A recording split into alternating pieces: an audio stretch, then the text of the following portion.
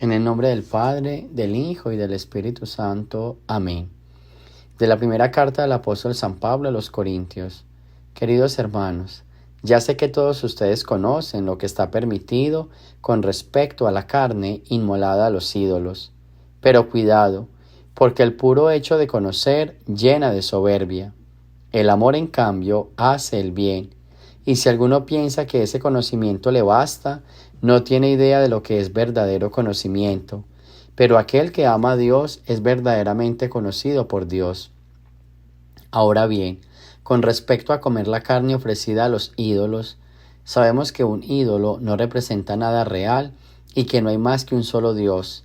Pues aun cuando se hable de dioses del cielo y de la tierra, como si fueran muchos dioses y muchos señores, sin embargo, para nosotros no hay más que un solo Dios, el Padre de quien todo procede y es nuestro destino, y un solo Señor, Jesucristo, por quien existen todas las cosas y por el cual también nosotros existimos.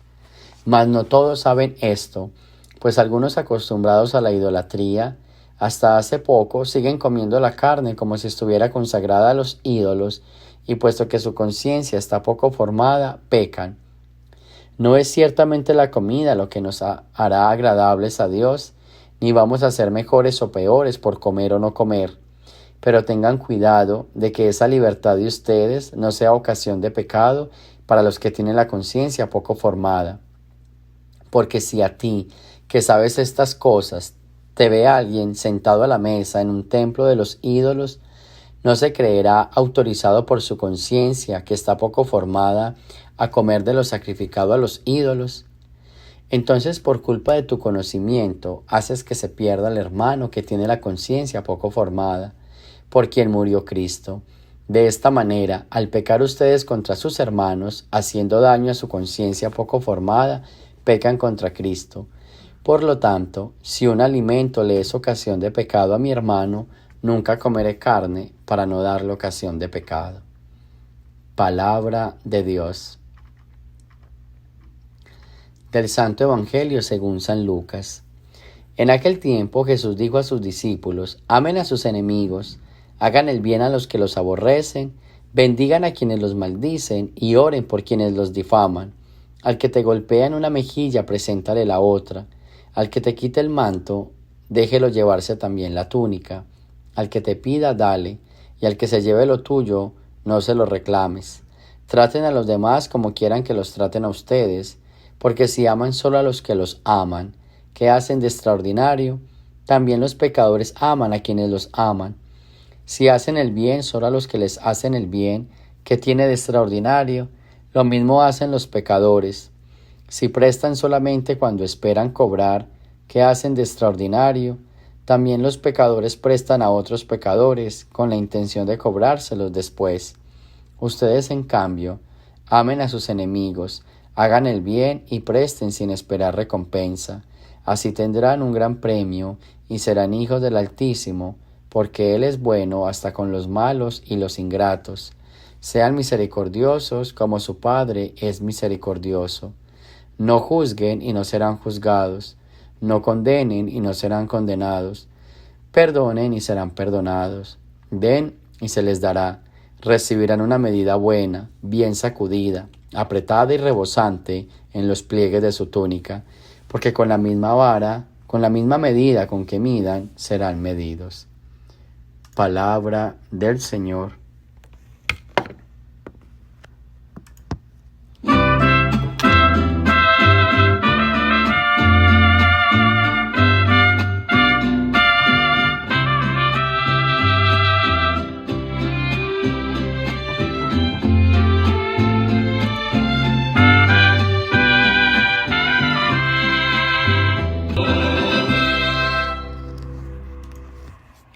Bien, vamos a meditar un poco estas lecturas de hoy que están bien pesadas, pero vamos a tratar de hacerlas un poquito más liviano. Empecemos con la primera lectura. ¿Qué pasa con la primera lectura? Una frase bien interesante. Dice, pero mucho cuidado, porque el puro hecho de conocer llena de soberbia. El amor, en cambio, hace el bien. Es la primera frase de esta lectura. ¿Qué significa eso? Muchas veces nosotros creemos que no la sabemos toda. Entonces San Pablo dice, el mero hecho de que nosotros no la sepamos causa soberbia. Y es verdad, hay personas que creen que se saben todo y que dominan todo. Y se siente como un grado de soberbia, ¿sí? Se siente como un grado maluco entre esa persona que se las cree saber todas. Por eso lo contrario a eso sería, en cambio, el amor hace el bien. ¿Qué significa hacer el bien? Cuando realmente actuamos movidos bajo el amor, permitimos que el otro hable, que el otro se exprese, que el otro también diga lo que siente, ¿sí? Porque no es como lo que yo diga, ¿sí? No es lo que yo diga y como yo lo diga. Es poder escuchar al otro, es poder dejar que el otro se exprese. Por eso cuando uno cree que se las sabe todas, entonces se llena de soberbia. Y la soberbia no nos permite escuchar al otro, ¿sí? Entonces, y hay una frase que se dice por ahí, y es que le va a enseñar a su papá a ser hijos, o los pájaros tirándole a las escopetas, ¿sí?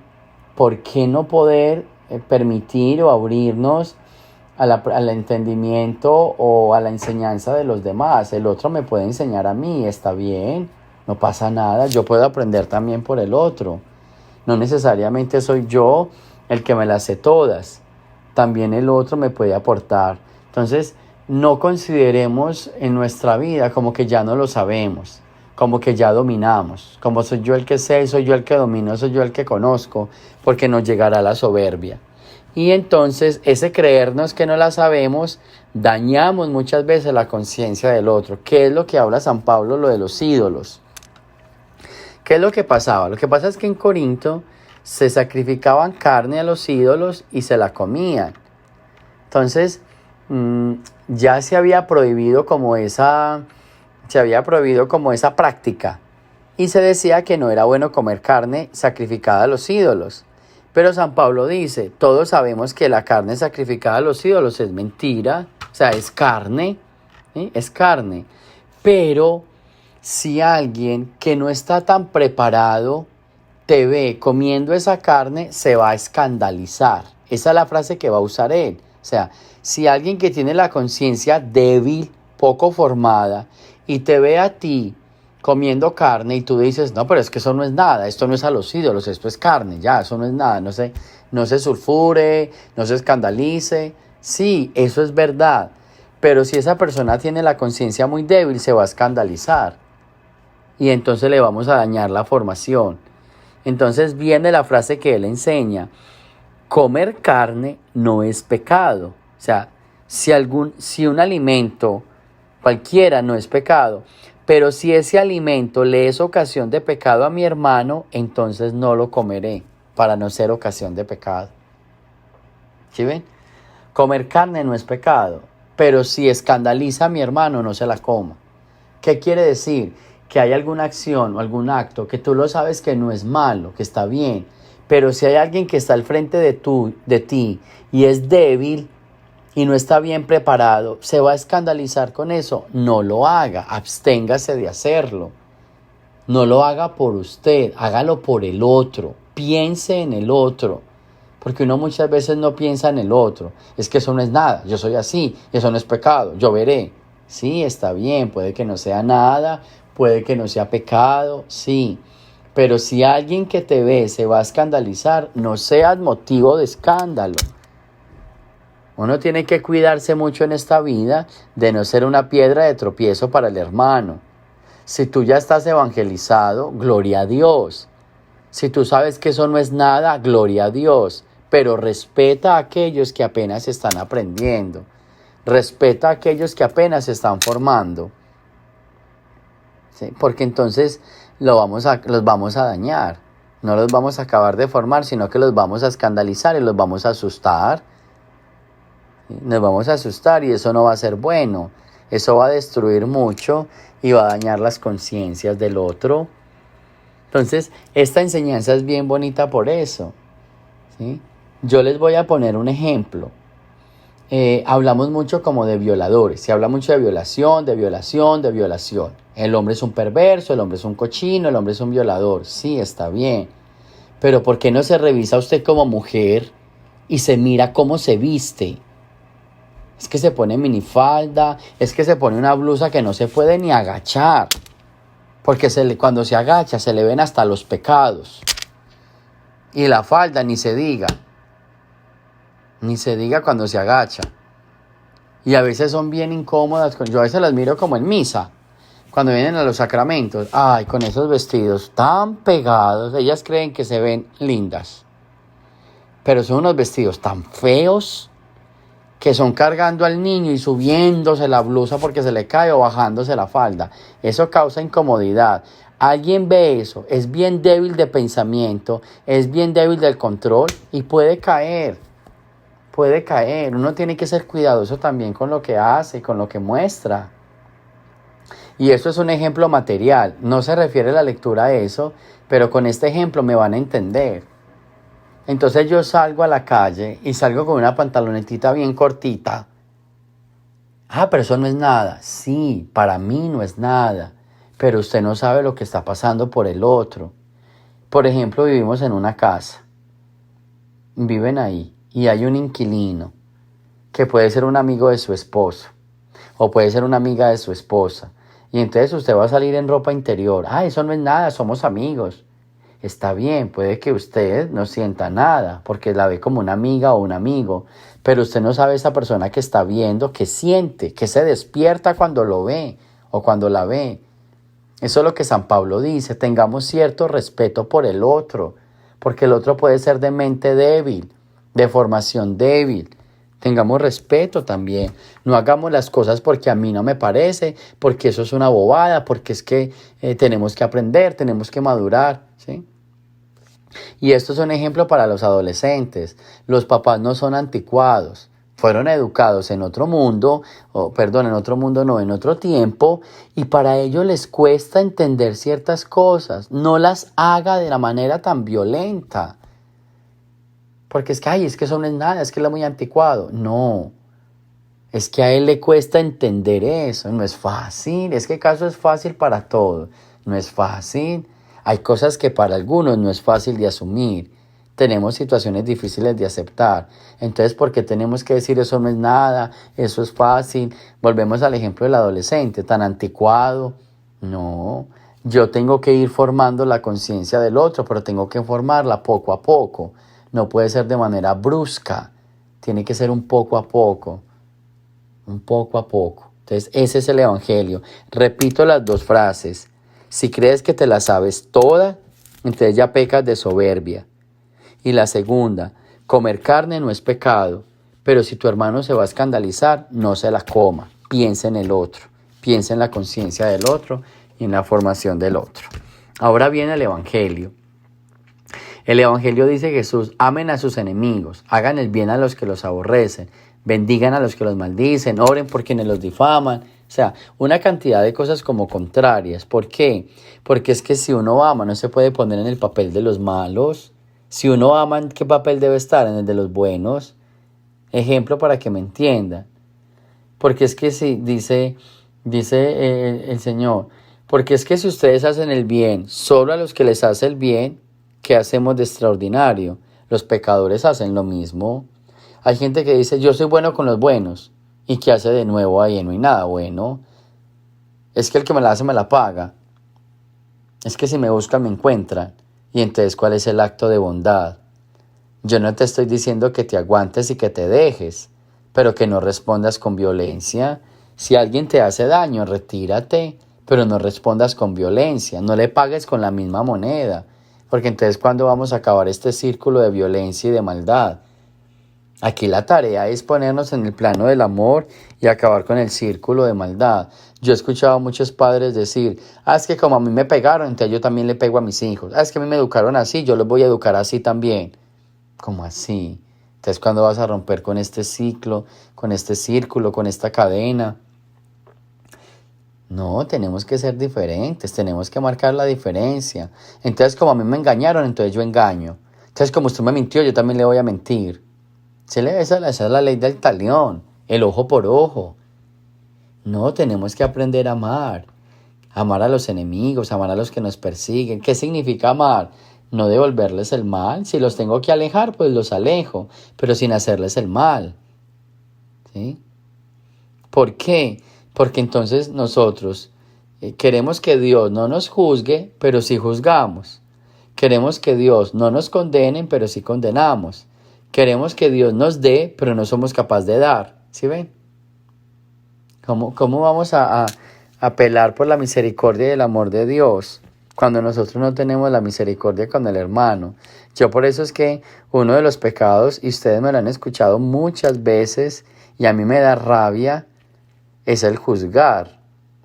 ¿Por qué nosotros juzgamos? ¿Por qué? ¿Por qué? Si el que juzga es Dios, si es lleno de misericordia. Yo no sé, y yo siempre lo hablo, o sea, esto no es nuevo, yo creo que ya están cansados de escuchar la misma frase. Pero yo no sé por qué nosotros seguimos metiéndonos en la vida del otro y de los demás como para juzgarlos. Y esto sí es bueno, y este sí se va a salvar, y esto lo aborrece al Señor. Ay, no se ha metido, encárguese de su vida, encárguese de ser santo. Cuando usted sea santo, hablamos. Pero te quieres poner a corregir al otro porque crees que te la sabes toda y lo único que eres es un arrogante y un soberbio, que no tienes nada de amor, que te crees el Mesías, que te crees el Salvador, te crees como el mejor, ¿sí? Te crees como el más bueno y en el fondo eres un podrido, un cochino. En el fondo no eres ni tan bueno como pareces, porque tienes una lengua que juzga, porque tienes un corazón que hace daño, que envidia, porque tienes una mente retorcida que se imagina lo peor del otro. Entonces crees que eres bueno, crees que te la sabes, porque perteneces a un ministerio, porque lees la Biblia, porque vas a misa, o porque estás en algún grupo religioso o en otra religión. Entonces ya te crees el más bueno. En la verdadera religión, en los que se van a salvar. Ay, no sean ilusos. Que Dios nos ama a todos. Duélale a quien le duela. Nuestra tarea es hacer la diferencia. Hagamos la diferencia. Y la diferencia está en el amor. Esa es la diferencia. Porque con la misma medida con que midan serán medidos. Basta. Póngase en esa frase en su mente. Póngase en esa frase. Yo no sé dónde se la van a poner, pero grábensela. Con la misma medida con que midan serán medidos. ¿Cómo mides a los demás? ¿Con juicio? ¿Con desprecio? ¿Con odio? ¿Con arrogancia? Bueno, te van a medir con la misma vara. Con esa misma medida te van a medir. Porque no es justo que trates mal a los demás y que entonces a ti sí te tengan que tratar bien. No es justo. No es justo que le estés señalando los pecados a los demás y entonces a ti no te pueden señalar ninguno. Porque no es justo que te des el lujo de despreciar a los demás y a ti no te pueden despreciar. Eso no es justo. Y Dios es justo. Por eso con la misma vara en que ustedes midan a los demás, los van a medir a ustedes o nos van a medir a nosotros. Si te parece que la gente es muy mala, ya sabes dónde estás, en los malos también. Tratemos de marcar el amor. Tratemos de hacer la diferencia. Hagamos la diferencia. De malas. Así el del mundo me juzgue. Hagamos la diferencia. Y además yo pienso que haciendo la diferencia somos más felices. Hay gente que es tan infeliz por estar ocupada en los pecados de los demás. No duermen por estar pendientes en los errores de los demás. Ni comen tranquilos por estar pendiente de la vida de los demás. ¡Ay, ya! Si va a estar pendiente de la vida de los demás es para que los demás sean felices y se amen. Si no, no se ha metido. Si viniste a mi vida para hacerme un bien y para ayudarme a amar y a ser feliz, te abro la puerta. Si no, quédate afuera y vete para el infierno. Porque no viniste a hacerme un bien, viniste a hacerme un mal. Si viniste a señalarme mis errores, párate en un espejo y señálate los tuyos primero. Esa es la enseñanza de este evangelio. Entonces pidámosle pues a Dios que nos ayude hoy a ser mejores, que nos ayude a tener ese coraje y esa valentía de hacer la diferencia. Hagamos la diferencia. Esa sería una tarea, que el Señor nos ayude a hacer la diferencia y a aprender a amar.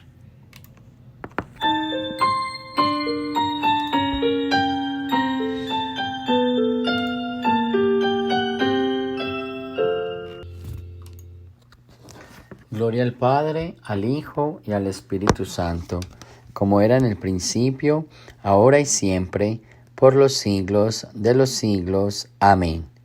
El Señor esté con ustedes Y la bendición de Dios Todopoderoso, Padre, Hijo y Espíritu Santo, descienda sobre ustedes y me los acompañe siempre. Amén.